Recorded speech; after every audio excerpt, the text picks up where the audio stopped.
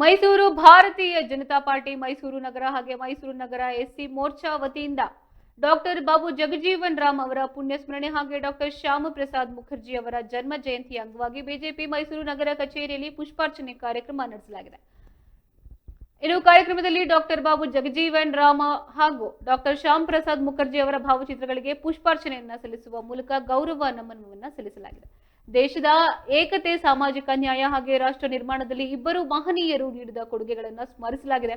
ಇನ್ನು ಈ ಸಂದರ್ಭದಲ್ಲಿ ಕೃಷ್ಣರಾಜ ಕ್ಷೇತ್ರದ ಶಾಸಕ ಟಿಎಸ್ ಶ್ರವಂತ್, ವಿಧಾನ ಪರಿಷತ್ ಸದಸ್ಯ ಕೌಟಿಲ್ಯ ರಘು, ಇನ್ನು ಬಿಜೆಪಿ ಮುಖಂಡರಾದ ನಾಗರಾಜ್ ನಾಗೇಂದ್ರ, ಸಂದೇಶ್ ಸ್ವಾಮಿ, ಮೈಸೂರು ಯುವ ಮೋರ್ಚಾ ಅಧ್ಯಕ್ಷ ರಾಕೇಶ್ ಗೌಡ ಸೇರಿದಂತೆ ಪಕ್ಷದ ಮುಖಂಡರು, ಎಸ್ಸಿ ಮೋರ್ಚಾ ಪದಾಧಿಕಾರಿಗಳು ಹಾಗೆ ಕಾರ್ಯಕರ್ತರು ಭಾಗವಹಿಸಿದ್ರು.